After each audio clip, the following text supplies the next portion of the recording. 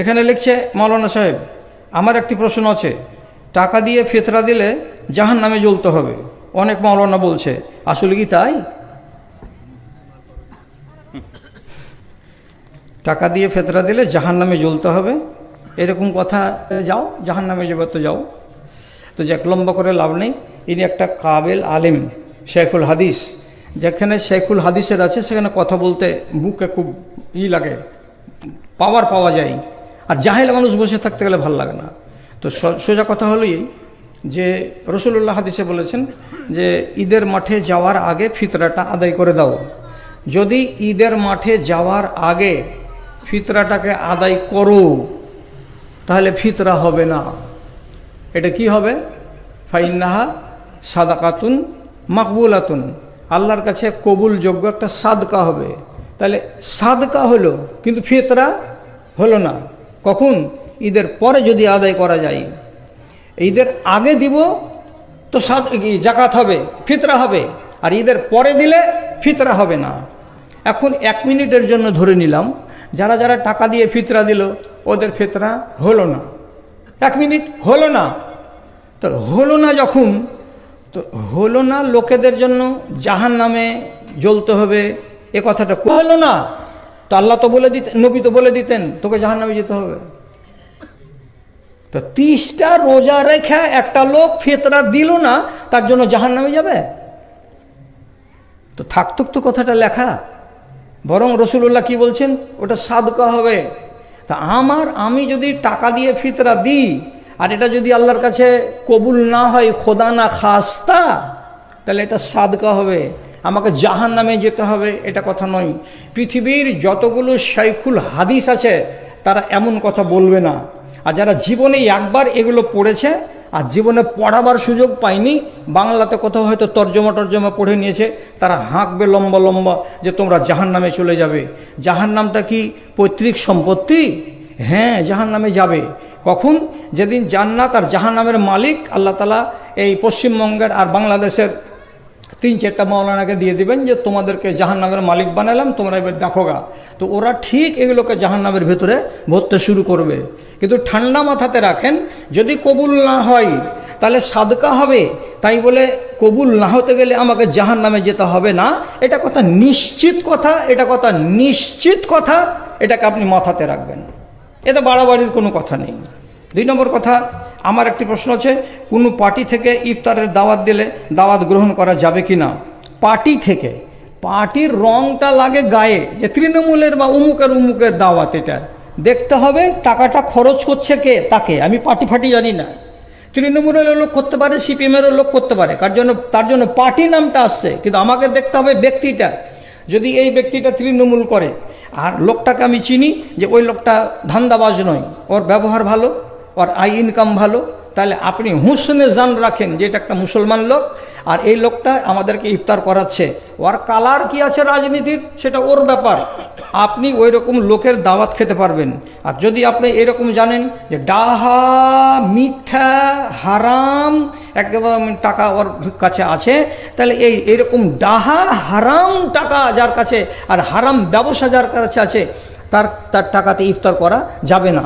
শেষ পর্যন্ত বলছি, যদি কোনো গ্যার মুসলিম আপনাকে ইফতার করায়, তো আমার নানা ভালো করে জানছেন, ওই গ্যার মুসলিম যদি সুদের ব্যবসাতে জড়িয়ে না থাকে, শুয়োরের ব্যবসাতে জড়িয়ে না থাকে, সিনেমার আর মদের ব্যবসাতে জড়িয়ে না থাকে, যদি ঘর গৃহস্থালি থাকে, হালাল ব্যবসা বাণিজ্য থাকে, তাহলে একটা গ্যার মুসলিমের দেওয়া টাকাতে আপনি ইফতার করতে পারবেন। সৌদি ফতোয়া পরিষদের ফতোয়া লেখা আছে। তাহলে গ্যার মুসলিমের যদি এই টাকাতে ইফতার করা যায়, তো একটা মুসলমানের ব্যাপারে যদি আমি সন্তুষ্ট হই যে এই লোকটা বা এমএলএটা বা এমপিটা বা পঞ্চায়েতের মেম্বারটা ভালো মানুষ, তাহলে তার ইফতার পার্টিতে আপনি হাজির হতে পারবেন। তোমারও চেহারাটা এরকমই চকচক ছিল, তাহলে 14 থেকে তুমি পার করে কততে এসেছো, 60 বছর বয়সে এসেছো, এখন কি হয়েছে তোমার? অনেক লম্বা কথা আছে। আল্লাহ রাব্বুল আলামিন বলছেন, ওয়াফি আনফুসিকুম আফালা তুবসিরুন, ও মুমিনীরা তোমরা তোমাদের নিজের দেহটার দিকে একবার চোখ তুলে তাকাও না কেন? এই মেয়ে লোকটা কারো বাড়ির বউ হলো 14 বছর 16 বছর বয়সে, তারপরে 2টো ছেলের মা হলো, তারপরে যখন 50 বছর বয়স হলো, ওর ঋতু আসা বন্ধ হয়ে গেল। তারপরে যখন 50 পার হয়ে গেল, ওই মেয়ে ছেলেটার ওজন 3 গুণ 4 গুণ হয়ে গেল। রাগ করতে হবে না রে দাদা, মা বোনদের যেদিন মাসিক বন্ধ হয়ে যাবে সেদিন তাদের শরীর মোটা হতে লাগবে, ফুলতে লাগবে, পেটের ভুঁড়িগুলো 3 গুণ বেশি হয়ে যাবে, হাত আর পাগুলো ফুলে ফুলে ফুলে ফুলে ওজনদার হয়ে যাবে। তখন সে মনে করতে পারবে না যে আমি জীবনে কোনোদিন এই পাতলা মেয়েটার মতো এক সময়ে ছিলাম। আপনিও মনে করতে পারবেন না, পারবেন না? তাহলে আপনাকে নিজের নফসের দিকে তাকাতে বলা হচ্ছে কি, দেখো তোমার চোখটা একদিন তেজ ছিল, এখন তোমার চোখের সামনে 15 হাত দূরে যদি একটা ছেলে আসছে, তো আপনি নিজের পোতা মনে করে আওয়াজ দিয়ে বলছেন, মহিরে মহি শুন। আর একজন লোক বলছে, মহি না, এটা জমশেদের বেটা। বলছে দেখে মহি মহি লাগছে। কি করলে চোখের? কত বছর বয়সে চোখ গেল? বলছে 60 বছর বয়সে চোখ গেল। আপনাকে ডাকছে, দুলালির বাপ ভাত খেয়ে নাও। দুলালির বাপ উল্টো দিকে হাঁটছে, চলে যাচ্ছে। আর একবার জোর করে কে একটা লোক বলছে, তোমাকে যে ডাকছে দাদি। কি করছি রে? ভাত খেয়ে এলাও। কান ডাইরেক্ট কাজ করে না, 3 বার করে ভায়া স্টেশন বদল করতে গেলে কান কাজ করে, তাছাড়া কান আপনার কাজ করে না, চোখ কাজ করে না। তার চাইতে সবচাইতে বড় কথা, আপনার চেহারা বদলে যাবে, দাঁতগুলো ঝরে ঝরে পড়ে যাবে, চিবাতে পারবেন না ভালো করে শক্ত জিনিস। আর তার চাইতে বড় কথা, চামড়ার রঙগুলো বদলে যাবে, আগে ছিল উজ্জ্বল, এখন হয়ে যাবে কালো। আল্লাহর কসম খেয়ে বলছি, আল্লাহর কসম খেয়ে বলছি, মরবার আগে আপনার গ্লেজ এরকম আর থাকবে না, গ্লেজটা নষ্ট হয়ে যাবে। হাড়ের মজ্জা যখন শেষ হয়ে যাবে, শুকিয়ে যাবে, তখন বসতে গেলে মাটি, আর উঠতে গেলে লাঠি লাঠি করবেন। আপনি নিজে বাথরুমে একাই যেতে পারবেন না। মসজিদে যখন নামাজ পড়তে যাবেন তো চেয়ার খুঁজে বেড়াবেন, করে এখানে চেয়ার গালা নাই নাকি, চেয়ার না হলে নামাজ পড়তে পারবো না। আপনার অবস্থাটা এইরকম হয়ে গেছে। তাহলে এইবার আপনাকে ভাবতে হবে কথাটা কি, যে আমি আমার কবরের দিকে আগাতে আগাতে অনেক রাস্তা চলে এসেছি, আর বেশি দেরি নাই। এগুলো থেকে শিখতে হবে না? কালো কেশি যত সাদা হয়ে গেছে, কালো কেশি যত সাদা হয়ে গেছে, চামড়া গিয়েছে ঝুলে, শক্ত জিনিস চিবাতে পারো না, সব দাঁত পড়েছে খুলে গো, সব দাঁত পড়েছে খুলে। দর্পণে এবার আল্লাহকে আঁকো, তুমি পরকালে পাবে জয়। জীবন দুয়ারে জন্মেছে খাড়ো, আর এদিক ওদিক নাই। তাহলে মরণের টাইম তো চলে এসেছে, আর কেউ অস্বীকার করার আছে? আমি যদি বলি গাল গল্প করে, হ্যাঁ এখানে 85 বছর না হলে আমি মরবো, আর গ্যারেন্টি আছে? সব দাড়ি পেকে গেল, কানে কম শুনছি, দাঁতগুলো আমার বাপের কাছ থেকে ভাগে পাওয়া ওই রকম উত্তরসূরি, দাঁতগুলো সব নড়বড়ে। গেলাম কি গেলাম কবরে। তাহলে কবরে যাওয়ার আগে আপনাকে ওয়াজ শুনতে এসছেন, যে ওয়াজ শুনবো, তো ওয়াজ যারা শুনবে, যারা মানবে তারাই। আপনি জানেন যে মরণ কয় রকমের হয়?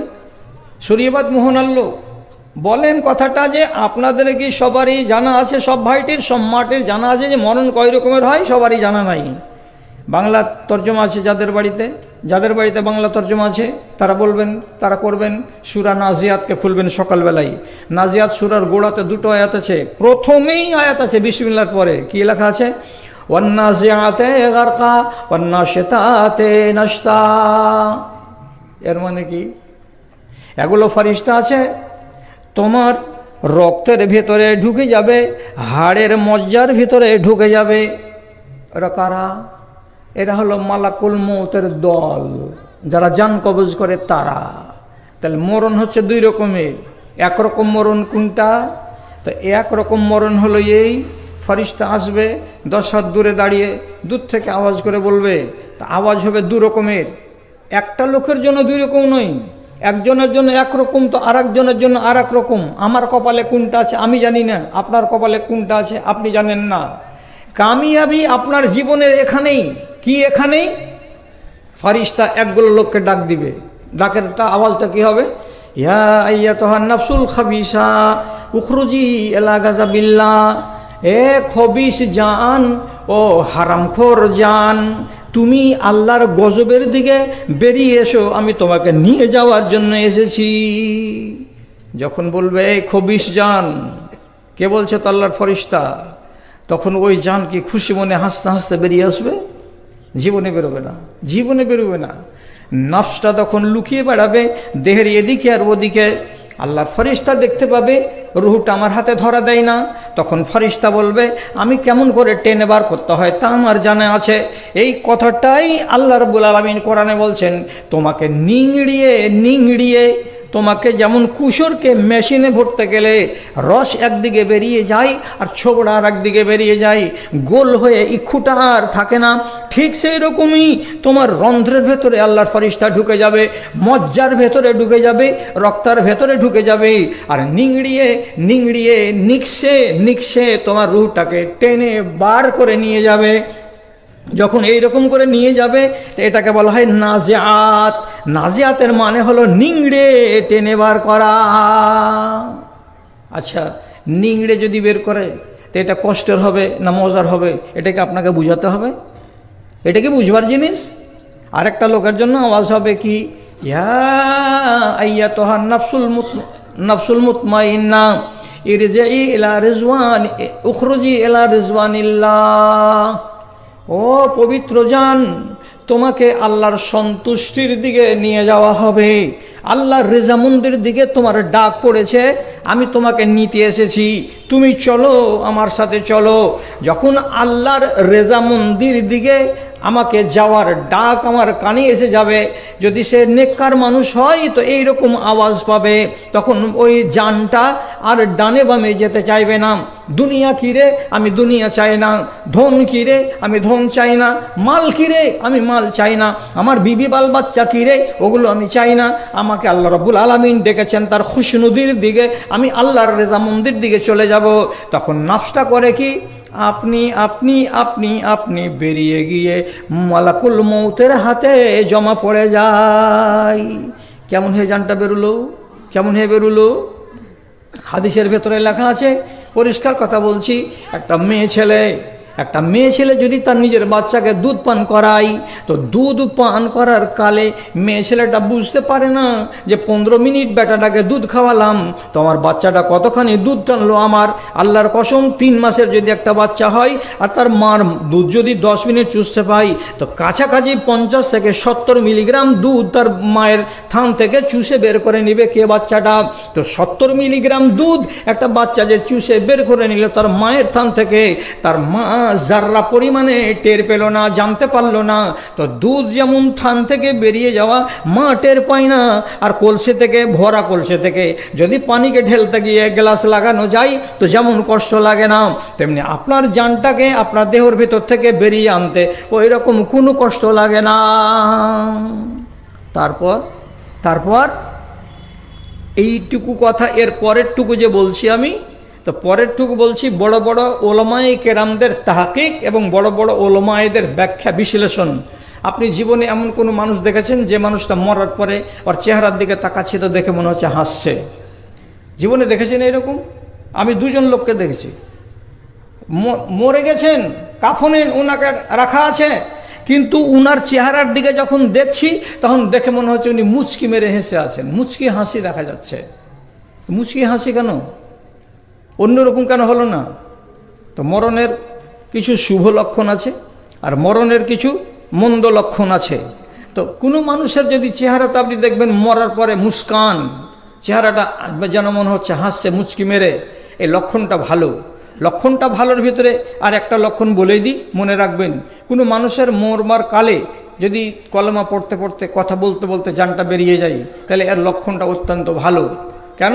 কথা বলছিল, দোয়া পড়ছিল, জিকির করছিল, তার ভিতরে ভিতরে মরে গেল।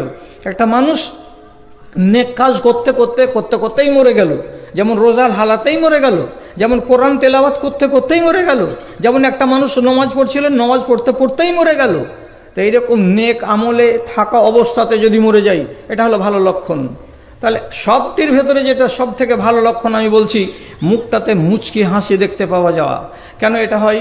কিসের জন্য এটা হাসি তার মুখের ভেতরে এলো?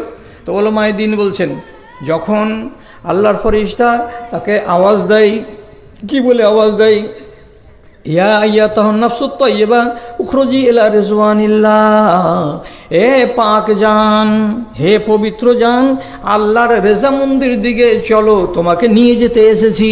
এই যে সুন্দর ডাকটা তার কানে আসে, এই যে আনন্দের ডাকটা তার কানে আসে, তখন তার মনের ভেতরে উদ্বেলতা তৈরি হয়ে যায়। আল্লাহ, কত সুন্দর কথা শুনলাম, তুমি আমাকে তোমার রেজামন্দির দিকে ডেকেছ।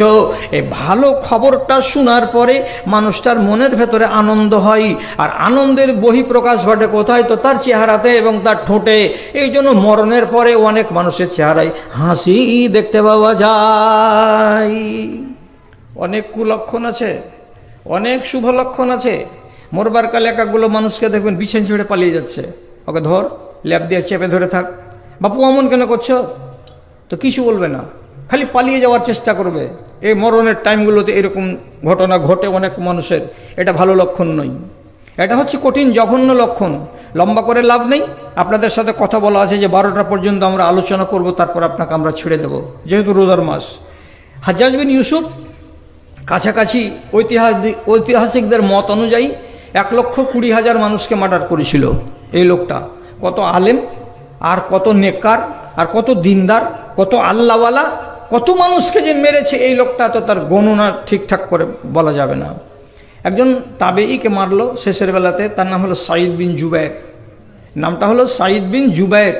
একজন নেককার আল্লাহওয়ালা পরেজগার মানুষ, একবারে ফাকিহ মানুষ, বড় আলেমে দিন, তাকে মারলো। তো যখন মারলো, তো মারবার কালে সাঈদ বিন জুবায়ের আল্লাহ তাআলার কাছে একটা দোয়া করলেন। খালি কি বলে দোয়া করলেন? আল্লাহুম্মা লা তুসাল্লিতুহু আলা আহাদিন বাদি, এই পরওয়ারদিগার, আমার মরে যাওয়ার পরে হাজ্জাজ বিন ইউসুফকে আর তৌফিক দিও না যাতে অন্য কোনো মানুষকে মারতে পারে, আমি যেন তার মারার ইতিহাসে সর্বশেষ মানুষ হই, আমার পরে যেন আর কাউর উপরে তার চাকু না চলে, তার তরবারে না চলে। আল্লাহ, তুমি তাকে আর ক্ষমতা দিও না যে আমার পরে কাউকে মারতে পারে। ওর শখ হলো এইটা, এইটাই দোয়া করলো, আমার পরে যেন তার হাত দেওয়ার কোনো মানুষ মার্ডার না হয়। যে আল্লাহ, সাঈদ বিন জুবায়েরকে দাফন করে দেওয়া হলো। উনি তো কবরে চলে গেছেন। এবার তার 8 দিন কিংবা 9 দিন পরে, এই যে কটা দিন গত হয়ে গেল, তো ইতিহাস লেখছে এবং নির্ভরযোগ্য ইতিহাস লেখছে, আসাবাহু মারাজুল আকেলাতে, হাজ্জাজ বিন ইউসুফকে একটা বিশাল বড় রোগ লাগলো। রোগটা হলো কি? যাকে আরবিতে আকেলা বলা হয়, বাংলাতে আমরা ক্ষয় রোগ বলি। ক্ষয় রোগ লেগে গেল। আর অন্য তর্জমা করা হয়েছে কি? খাওয়ার রোগ। খাওয়ার রোগ, খাওয়ার রোগ মানে কি? খাবো, খেতে দাও। খানা যখন আনছে খেতে পারে না, পানি দাও, পানি পান করবো, পানি দাও। পানি যখন নিয়ে আসে পানি পান করতে পারে না, খানা খায় না, পানি পান করে না, পেটে আছে জ্বালা, তখন পেটটাকে খালি নুচে আর মনে হচ্ছে ছিঁড়ে ছিঁড়ে ফেলে দেবে নিজের পেটটাকে। ইচ্ছা আছে খানা খাবো কিন্তু খানা খাওয়া যায় না, ইচ্ছা আছে পানি পান করবো কিন্তু পানি পান করতে পারে না।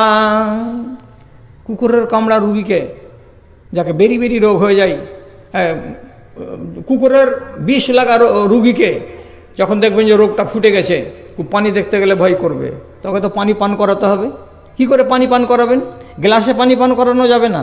কেমন করে পানি পান করায় জানেন? ন্যাকড়া রঙিন কাপড়কে ভিজিয়ে ওর মুখের কাছে নিয়ে গিয়ে, ওই মুখের কাছে, ঠোঁটের কাছে নিয়ে গিয়ে ন্যাকড়াটাকে চাপতে হয়, পানিগুলো ওর মুখে যাবে, তাহলে সে খেতে পারবে। আর পানি যদি খালি এমনি বুঁদকে দেখতে পাই, তো বুঁদের ভেতরে পানির কুকুরের নকশা দেখতে পাবে। আর ও হালাতেই যত বড়ই বাচ্চা হোক আর বড় মানুষ হোক না কেন, ওই শুয়ে শুয়ে ঘেউ ঘেউ ঘেউ ঘেউ করবে কুকুরের মতো। কঠিন সাংঘাতিক রোগ হলো এটা, কুকুরের কামড় দেওয়া রোগ। ওকে যে পানি পান করাবে, পানি পান করতে পারে না। শেষে মরবার কিছুক্ষণ কয়দিন আগে মাঝে মাঝে বিছান ছেড়ে পালিয়ে যাওয়ার উপক্রম, পালিয়ে যাবে। ওকে ধরে ধরে চেপে চেপে বিছানে রাখে। কেউ জিজ্ঞেস করে, এমন কেন করছো, এরকম কেন করছো? তো হাজ্জাজ বিন ইউসুফ নিজে জবাব দিয়ে বলতো, আমি ল্যাপ চাপা দিয়ে ঘুমাতে যাচ্ছি, ঘুম আসছে, তো যেমনি ঘুম আসছে সাথে সাথে আমি চোখ বন্ধ করা অবস্থাতে দেখতে পাচ্ছি কি দেখছো বাজান, কি দেখছো বাবা, কি দেখছো আমাদের ওয়ালি গভর্নর?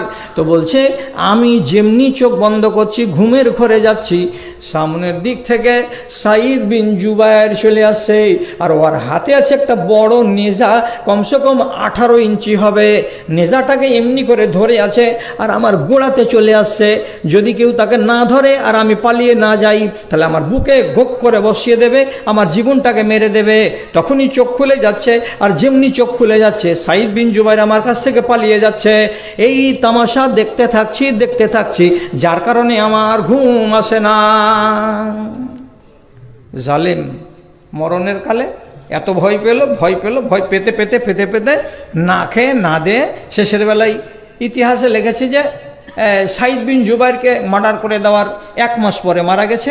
আবার এক ইতিহাস বলছে তাকে মার্ডার করে দেওয়ার 25 দিন পরে মারা গেছে। তো মরণের কালটা ছিল অত্যন্ত ব্যথাতুর, অত্যন্ত কঠিন বেদনাদায়ক।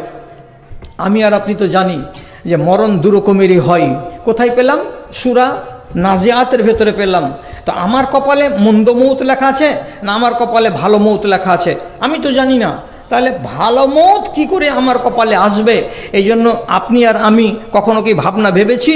আর এ ব্যাপারে আমি কি কোনো তদবির করার চেষ্টা করেছি যে এই করতে গেলে আমার মরণ ভালো হবে আর এই করতে গেলে আমার মরণ খারাপ হবে? আর সোজা বাংলাতে জবাব হলো এই, আপনার আমল যদি ঠিক থাকে তাহলে আপনার মরণ ভালো হবে, আর আপনার আমল যদি গোলমেলে হয় তাহলে আপনার মরণ কিন্তু অত্যন্ত খারাপ হবে। সোজা কথা। নাম কি? আব্দুর রহমান। নাম ভালো হলো তো কি? আপনি পরের মাল খেয়ে খেয়ে বড় হয়েছেন, আপনি এখন পর্যন্ত হারাম ব্যবসা করছেন, আপনি এখনও কোনো ভাইয়ের বাড়ির সাথে আপনার মিলাপ নেই, আপনি পড়োশির সাথে নেক সম্পর্ক করে রাখেননি, আপনি নিজের আওলাদের ভিতরে আপনি বরাবরই করেননি, কাউকে মেরেছেন তো কাউকে তরিয়ে দিয়েছেন। এগুলো আমার আর আপনার স্বভাব। এই করে করে যদি আমি মরি তো তাহলে পরে জানতে হবে যে মরণটা আমার ভালো হবে না।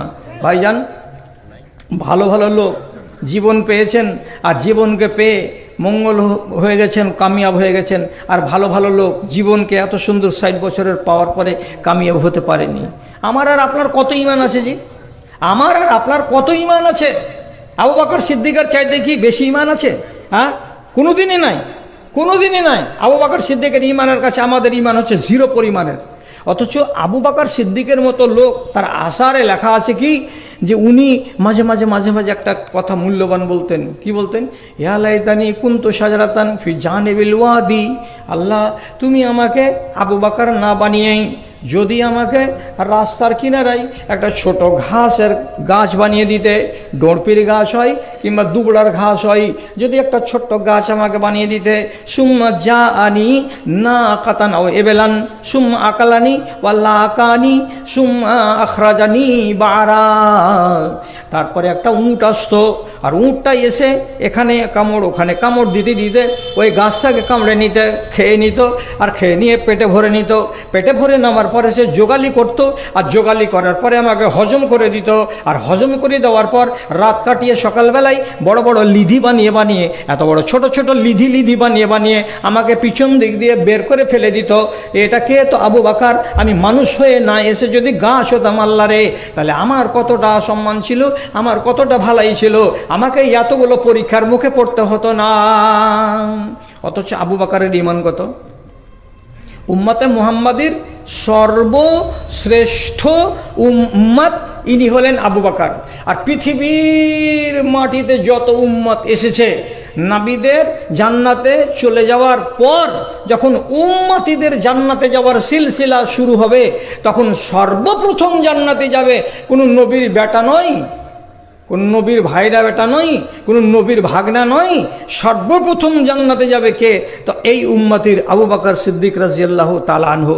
তার ঈমান কত জোর ছিল আমার নানা জানেন, যারা বুখারী পড়ায় তারা বেশি বুঝেন, বেশি জানেন।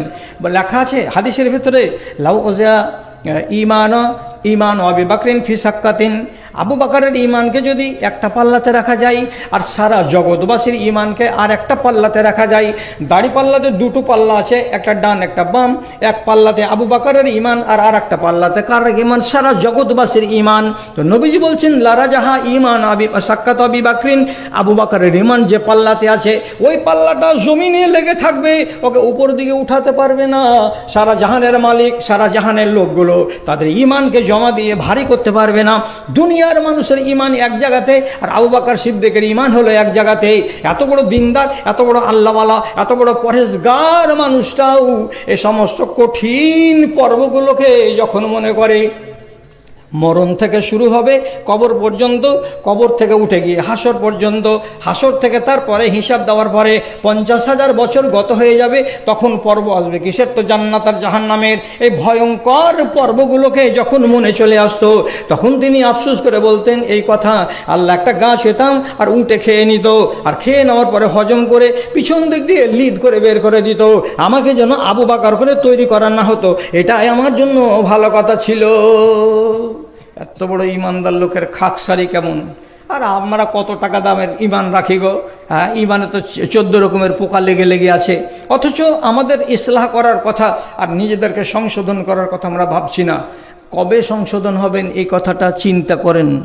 20 শতাব্দীর মুসলিম মোরা মোদের স্বরূপই এই ধর্মের টানে জনজাগরণে আমাদের ছাড়া নেই। আমাদের মাঝে কোরআন রয়েছে, হাদিস রয়েছে, তাও আলেম বকিছে দিন দিন করে, মুমিন দেখিতে পাও রে মুমিন দেখিতে পাও। জলের অলস বসে থাকি মোরা, হেলাই কেটে যায় মোদের দিন, বিশ্ব মানবের নজরে তাই হয়ে গেছি মোরা এতই হীন। কথা হলো একটাই, 3টা কথা। তো 3টা কথা যেটা আপনি মানবেন মানবেন, বাকিটা মানবেন না তো মানবেন না, আর কোনো দায় দাবি নাই। তো 3টা হতো না, 2টা হতো, এখানে পুরছি চলে এলো একটা এক। আর শেষ কথা হলো এই যে এটা মসজিদ আপনারা তৈরি করেছেন, তো যে মসজিদের ফাউন্ডেশন দেখছি কালিয়া চক এলাকা, তো হার মানাইবেন। এত বড় মসজিদ, আল্লাহু আকবার, এখন পর্যন্ত কত লাখ টাকা চলে গেছে, তো মাটির উপরে মসজিদ এখনও ফুঁকতে পারেননি। আর এই রোড থেকে শুরু করে একবারে কানটাতে বাগান পর্যন্ত এত লম্বা মসজিদ আপনারা করেছেন 5 তলা বিল্ডিংয়ের প্ল্যান নিয়ে। তাহলে আপনাদের হিম্মত আছে, কোমরে বল আছে, সাহস আছে, না হলে পরে এইরকম দুর্বল মুসলমানের লোকেরা এত বড় প্ল্যান হাতে করতে পারে না। তো এখন যতগুলো লোক আপনারা বাকি থেকে গেছেন, আমার হাতে কিছু টাকা পয়সা দিয়ে যান, এটা হচ্ছে আমার অনুরোধ।